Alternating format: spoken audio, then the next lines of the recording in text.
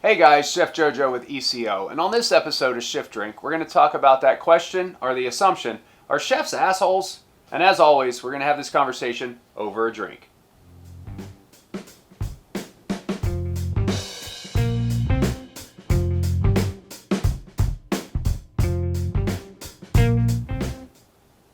Oh man, is this a dangerous episode or what? I think I know it's definitely a bit of a clickbait title, but I mean it's totally a viable conversation. I think we need to have. Are chefs assholes? Well, I can guarantee that I can be an enormous asshole. I know that my wife, if you asked her, she would agree. And I know that some of the people that I've worked with now, and probably more so in the past, would agree with that.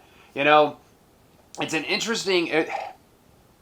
I know we're in a PC world right now. I know that, right? Where it's cancel culture and people aren't listening to each other, and there's just a lot of yelling and a lot of screaming at each other. But that's not really what I'm talking about. What I'm talking about is when there's like an excuse meter once you put the chef coat on. Like it's totally okay for you to be a jackass to somebody because you're the chef. I think it's been sensationalized over the years. I think that from my understanding, probably the godfather of this would be like Marco Pierre White, right? He was the guy that would scream and holler and be extremely intense and in your face, and he would destroy Gordon Ramsay, right? And they have this really like wild relationship where, first guy in Britain, youngest chef, to get 3 Michelin stars, it's a huge win, and then Gordon's going for his stuff, and Gordon lands the TV shows and starts just ripping people apart. And next thing you know, he's a superstar. Just superstar. And everybody out there always used to think that some chefs have a temper, right? You don't understand my art. It's a very cliche thing, and no one does it better, right? No one screams louder or harder. I mean, I don't know. I'd probably give him a run for his money. Here's the deal. There's one thing that I'm very good at, being a sarcastic jackass. I can dance with the best of them, if you will. If it wasn't for cooking, I'd probably be in some beat up nightclub being a douchebag stand-up. Not a douchebag as a stand-up. I love stand-up. That was kind of like what I wanted to do, but let me digress from young boy dreams, if you will, and start with when I was a little bit older. I wanted to be the best chef ever. I think a lot of us, dream about being this glorified chef. I'm doing it for the glory. And I thought, where I grew up, when I grew up as a kid, we talked shit about each other all the time. Hell, we go in the bathroom and see where it was like a mixed school. And you go in the bathroom and you would like talk shit about each other. Or like in the lunchroom, you'd have these like what we call cracking on each other, or popping on each other. Not breakdancing, but you would just say some outlandish shit about, somebody's family, or about them, or about like their waves, or like they talk about my teeth or my head. Like we just talk shit about each other, and it was like this battle. That was like the way we battled. And then fast forward like 12 years later, I'm standing in a kitchen, and there's this hierarchy of people, and there's this pecking order, and if you could take it and give it, people would accept you. And back then they talk some shit about you, or, fuck with you. They put hot sauce in your drink. It was just a very bravado-esque atmosphere. I mean, I remember starting in the kitchens, and I was in shock at like how much it reminded me of middle school or high school, where you were just always on guard, fixing to, looking out. But for me, I kind of thrived in that environment. Oh, if you want me to be a smartass and be a dickhead and always criticize other people's work, because I criticize, my work to the next level. That's the one thing. I always was really making sure that you couldn't talk as much shit about my work as I could as yours, because internally I was beating myself up. And, that's, in my mind, if I talked shit or talked about you and you talked about me, we were making each other better. And not everybody thrives in that environment. It can be very hostile. I know that. So my first job, I thought the chefs were hostile, right? When I was working at the Intercontinental, the chef was German, and I probably had like 3 interactions with the executive chef. At most 3. And I thought he was kind of a prick, but all he was just he was a businessman. He was running a, $35 million operation. And I was just some dumbass kid from culinary school.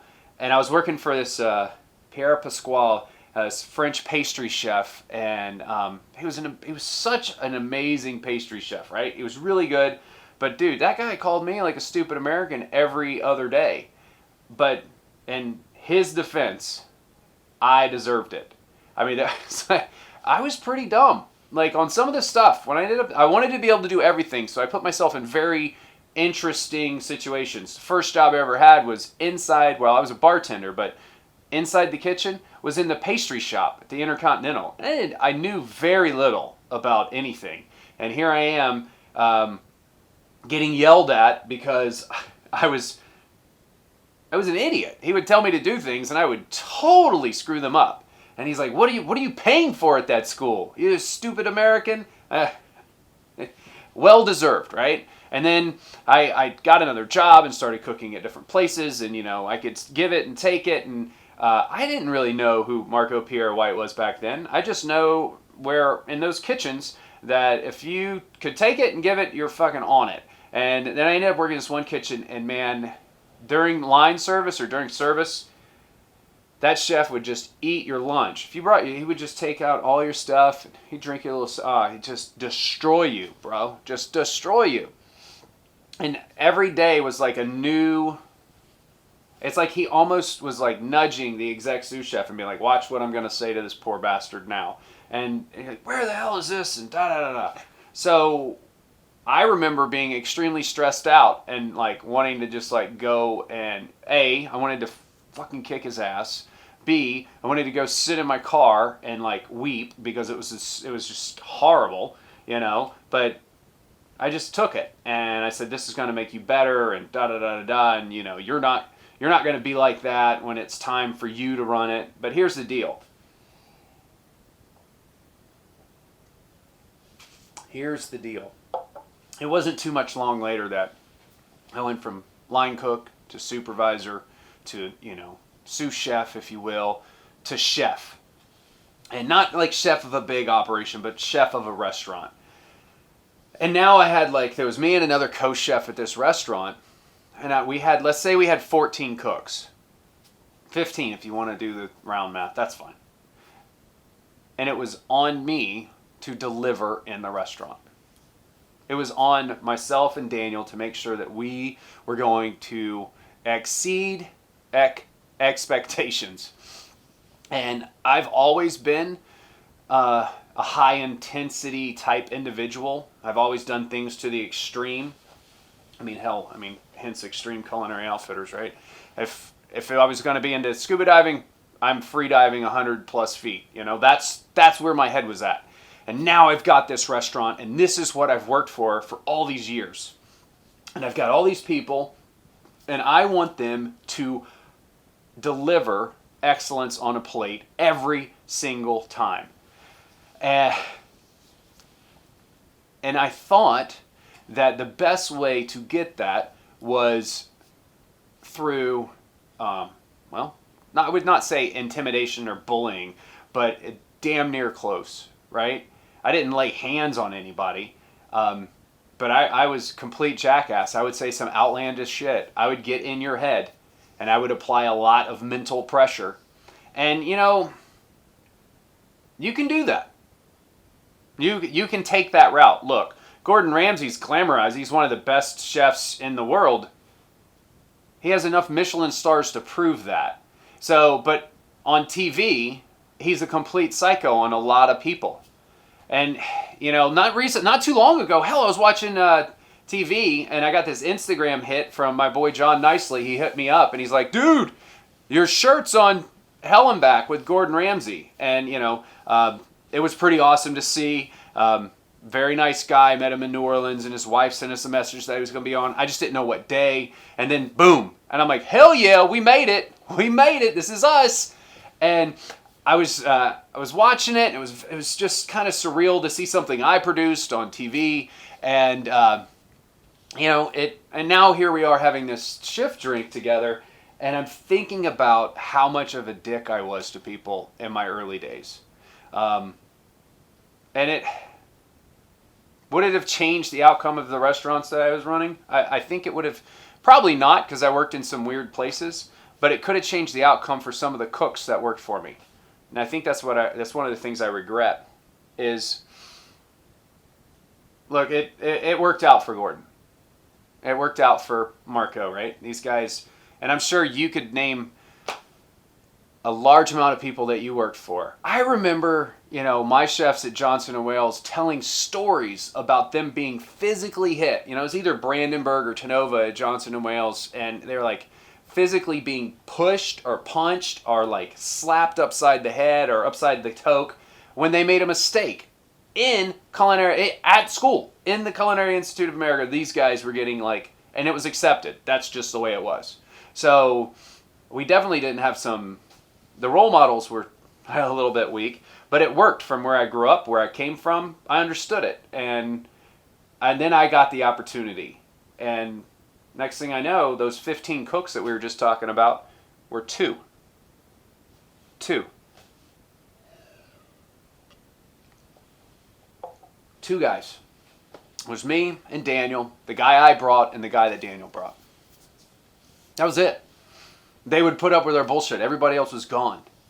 And I had one or two dishwashers, but I was always nice to those guys. They worked their ass off. And I guess I might make that a shift drink one day, talking about how important I think dishwashers are and stewards and all that. But everybody left. It was like a 200 plus seat restaurant and 6,000 square feet with a dance floor and a place for a band and a giant bar, and there was 4 of us, and it was open Monday through Sunday, and we lived there. And we lived there because we were assholes to people. And I guess it's easy for me to say that we were assholes to people, but at the same time, we were trying to do something, but we weren't doing it the right way. And nowadays I know that we have the fair kitchen movement and let's be fair to everybody and check in with everybody, and the industry's already extremely stressful. It is. I'm not telling you to drop your standards. Please don't ever think that I would want you to drop your standards. Only raise your standards. We're upping our standards, so up yours, right? It's one of my favorite sayings. It doesn't give you the right to be an asshole to somebody. And when I say that, yeah, you can fucking cuss them out. That's fine. But don't get personal.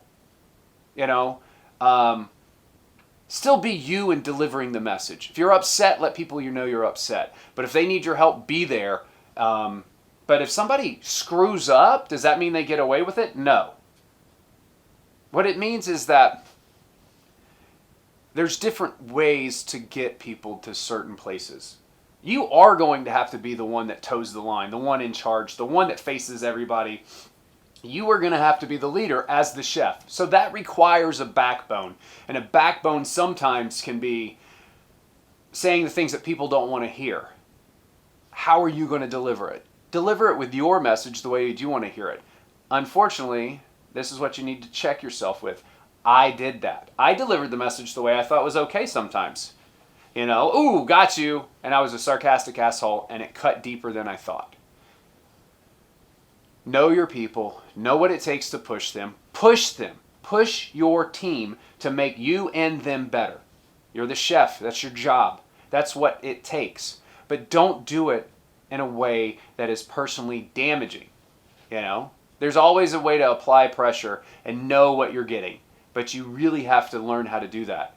And, Eric Repair has a great thing where he was saying that he was screaming and hollering at his kitchen all the time. And then he was like, no one liked to work for me. And so I had to change.